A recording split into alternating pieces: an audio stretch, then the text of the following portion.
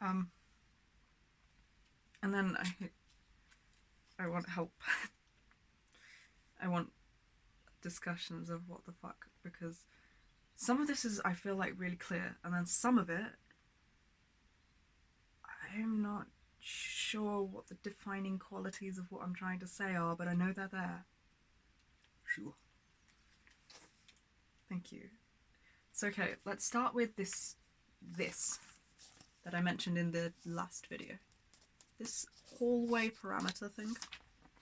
I read the text around it. The corridor-like parameters that are funneling, dividing, and compressing and isolating which part of me can be present at once, making it so there's no room for more than one part at once, and like I'm very channeled into this kind of shape where only one part of me felt like it could be present at once. This feeling of whatever this is, trying to work out what the fuck those parameters and those hallway like walls compressing me and confining me are. And I don't know, but I think I'm curious. I wonder if they could be expectations, assumptions, trauma-born defenses for safety, instilled malware, which I guess would be partially responsible for the expectations, the assumptions, core beliefs. I wonder if all of those things above are kind of what the walls that funnel me into that shape are. This is my theory. So going off this theory, I thought about it. He asked me how I'd achieved being able to be like a more expansive version of me as opposed to this more channeled version. And I had many answers all at once, which is very new to me in a lot of parts and very much a mood lately. And I thought about it. I was like, I don't know. And also I had a lot of answers. I thought about it for ages and then was like, what? Like barely 2 minutes. It felt like ages while I was thinking. And I answered with what I've journaled here, basically. I think for me, it's helped a lot lately to be able to do several things and hold several concepts and beliefs and change several aspects of how I interact with myself and the world all at once. What I have is like to check in internally with how things feel in my body, and also for more than just the part of me fronting, like to check back inside internally and to ask if I can't feel, because without enough connection between parts, I wouldn't feel what other parts of me are feeling. I could feel the complete opposite, and they could still, it would be like interacting with another person at first. Like, I could fully not feel something they wanted, but they could want it. Or with slightly more connection, it could be more like passive influence, and I could kind of feel it, but know that I wasn't feeling it from me. It would be like behind me and to the right a bit, or something like that. So like learning how to check in, not just with how I feel, how the body feels, but how do other parts of me feel, and when I can't feel, to ask and to listen. And then knowing, so that's like how and where to check, and then what to check was like, how do all parts of me feel about what I'm saying or doing right now? And asking questions like, are any parts of me feeling pushed aside, dismissed, abandoned, exiled, rejected, unsafe, invisible, unrepresented by what I'm doing, saying, thinking, or how I'm doing, saying, or thinking it? So kind of to be able to go through this list of questions slowly and intentionally, and while feeling and listening for the responses. And what that might look like is like communicating with people as being an absolute fucking bitch. There's so many symptoms and so much shit that it is really hard to do at the minute and feel okay. So when responding to comments, it doesn't matter how much we like the person, by the way, it's not about them, it's about what happens internally for us, which is a lot to do largely with assumptions and expectations. I haven't fully isolated what and where and how, but if I start feeling anxiety and these pressures on me and this constricting view of how I should act, then that can funnel me into thinking I have to only behave one way, or there's only room for this part of me with these responses. Like, a good example would be if I'm responding to a comment and I feel the need to, a part of me that was trained to people please for our protection and safety feels pulled forwards, and as if their response is the only one we can safely use, then that would make parts of me, specifically the part of me that identifies as a persecutor, I would be like, I would feel very angry and sidelined, and I'd be like, fuck this, and I would either pull back out or I would get pushed back out, and like, so it doesn't leave room for how I want to be represented as me. I can't see myself in that response. But then if we were going to do the clunky gear shift of the corridor that it used to work like, we could fight each other, and I could go, no, fuck this sentence, and I could take over the front as the persecutor part of me, backspace everything they've said, and gone, this is too fucking nice, now I'm angry about it, so like, I'm gonna go to, like, what at the time just felt right for me, but doesn't leave space for those parts of me because they don't feel safe if I responded in a way that felt safe to me, because how I would want to respond to feel safe in that part of me might be quite aggressive and quite like fuck you and quite pushing people away. And then the same thing kind of happens. They feel afraid and get pushed out. So to try to feel what all parts, and this is just between like the adult parts that I'm talking, because then feeling deeper inside, there are younger parts that we want to be able to create a safe environment in the body and in our environment for them to be near the front, for them to be hopefully with us here fronting while we keep them safe with how we respond and remain present and respond to things. So this is why these adult parts of me learning to work together, including as well, there are animal alters that are adult parts of me. And we've all got very different skill sets that we're very much learning, and host parts of me, and caretaker part of me, that we're all very much learning to pool our skill sets to be able to be a responsible, complete adult that works in a good enough way to make the environment and the body safe, and the brain really safe for the kids that are also a part of me, like our inner kids, and also the wider systems inner kids. So it's been a lot of working together to build communication, to be able to communicate, because sometimes there'd be parts of me we just have full-blown amnesia, so there's a lot of barriers to work through first to be able to have conversations, and then working out how I do this in a way that works in a good enough way for all parts present is this, and several different things. Like, asking questions like this and feeling for the responses is arguably just one part, and I had to, over time, step by step, slowly learn to implement all of these things at once. Like, you imagine like a star point thing, it's just like one point of the star, and there's all of them have to be in place really for it to work without one pronged approach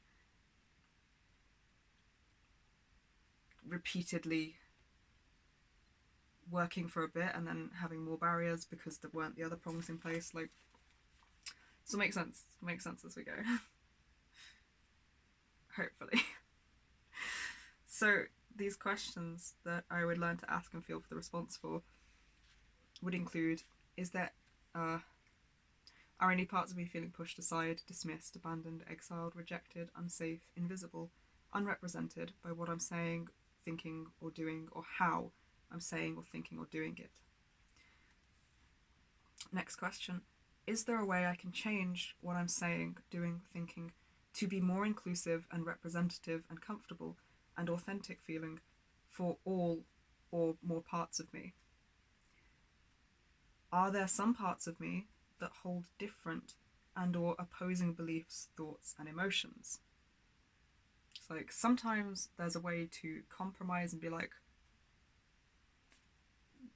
putting both of our desires as parts together maybe will work, but then maybe another part of me might feel something so opposed that it would like be dismissive of one person's feelings or the others to try to compromise. So there's like at times we've learned to compromise, to put these things together, to go, hey, meeting in the middle is a cool new thing that we never even thought of, and we're good with that. And then also to be inclusive of this part that like we can't compromise with because it would be invalidating to try. Then are there some parts of me that hold different and or opposing beliefs, thoughts, and emotions? Can I hold space for all of those at once? And a big part for me for learning to be able to be this more expansive version has been learning to hold completely opposing, completely different viewpoints and emotions and thoughts and beliefs at the same time without cognitive dissonance coming into play. So they're all very tangibly presently there without one dismissing or pushing out the other, or without them needing to meet in the middle always. Sometimes, but not always. Everything gets a lot more complicated and it gets harder to make sweeping statements.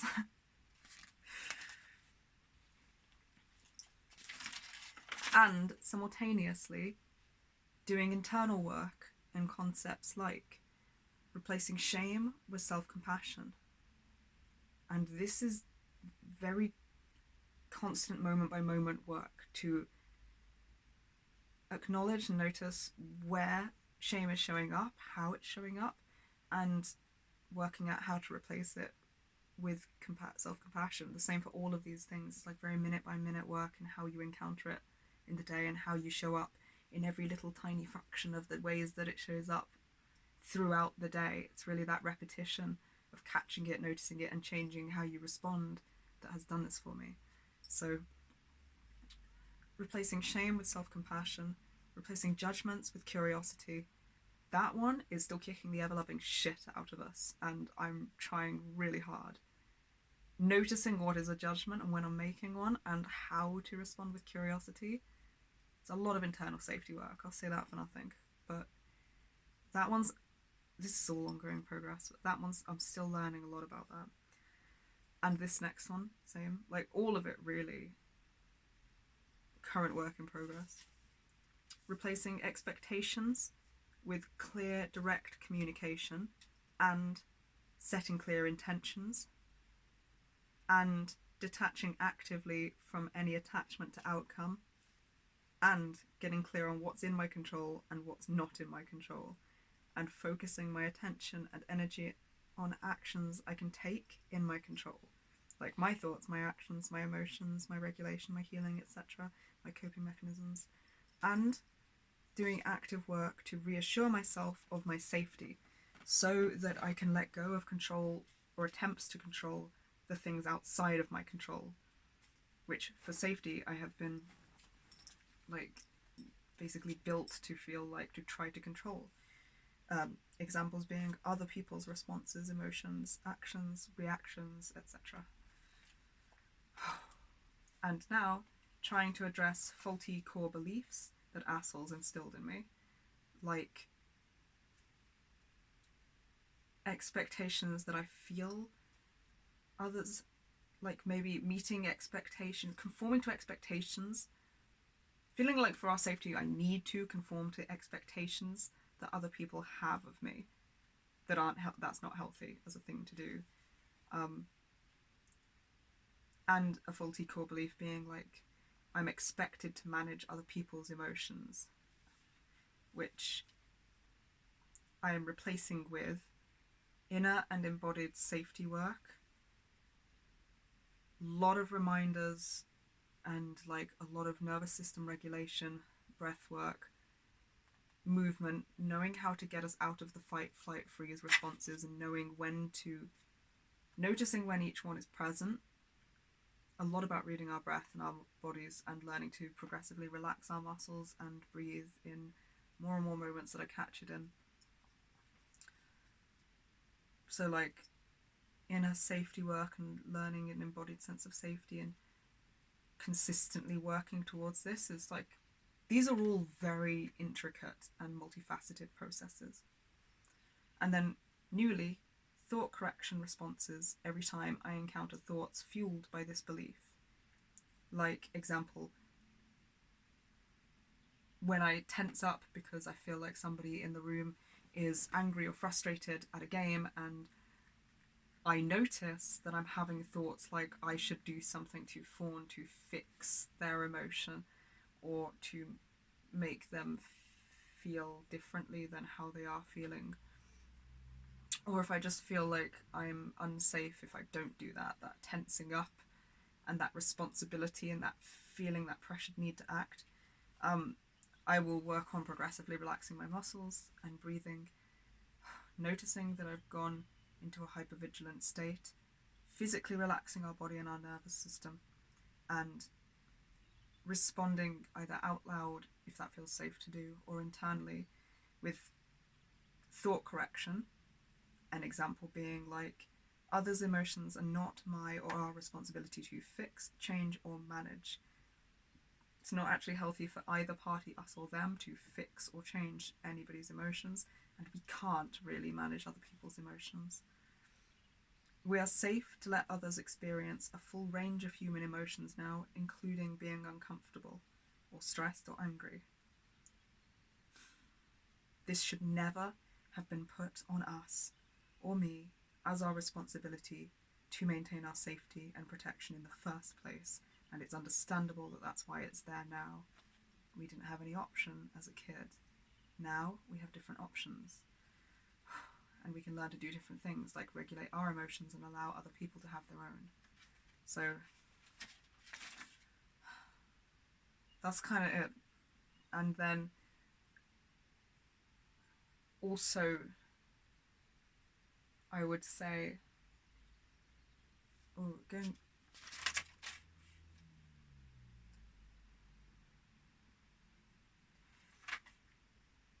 being, I don't know how to phrase this, but I would love to find a way to phrase this.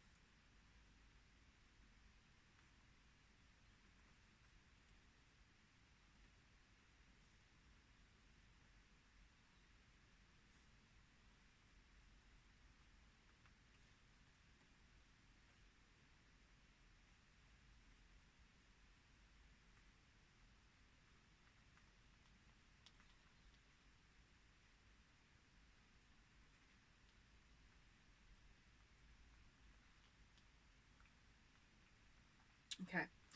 Then I'd say also doing internal self-validation and acceptance work.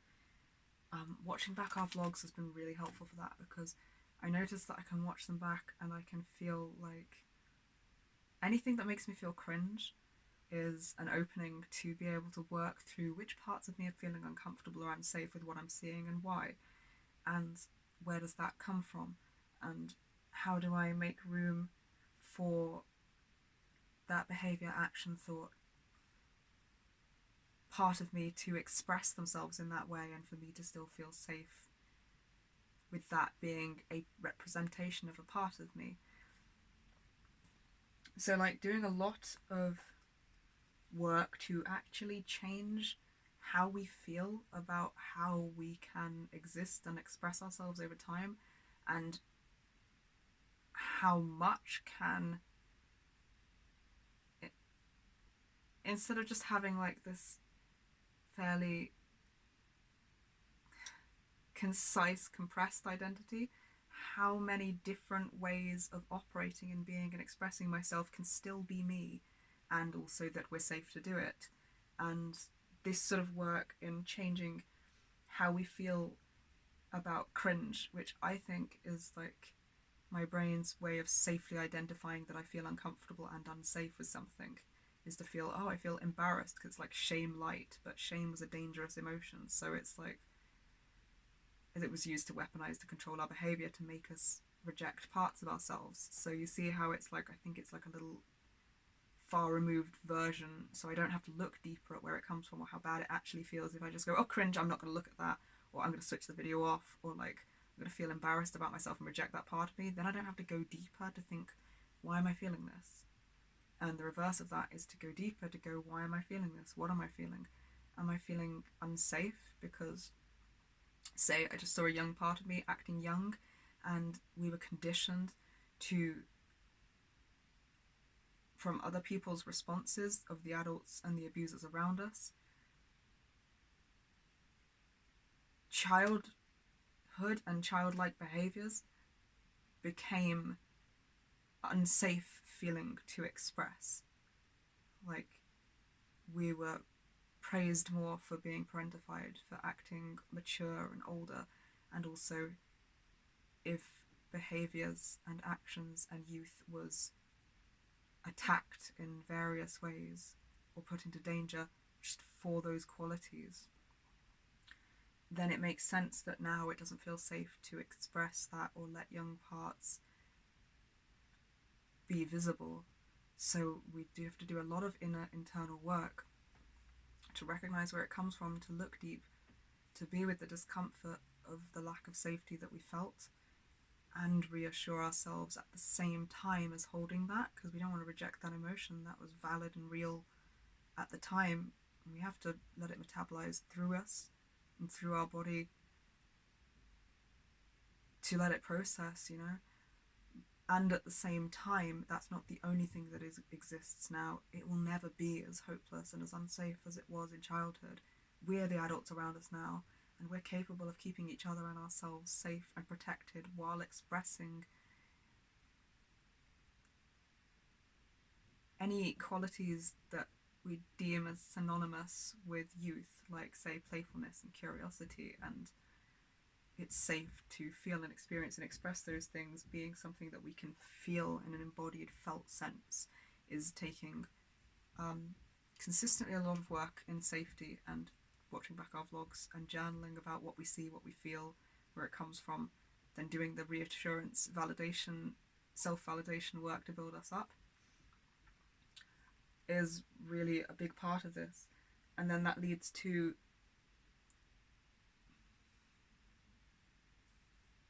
doing self-validation and acceptance work, then gives us the inner safety, the inner security to be able to write a comment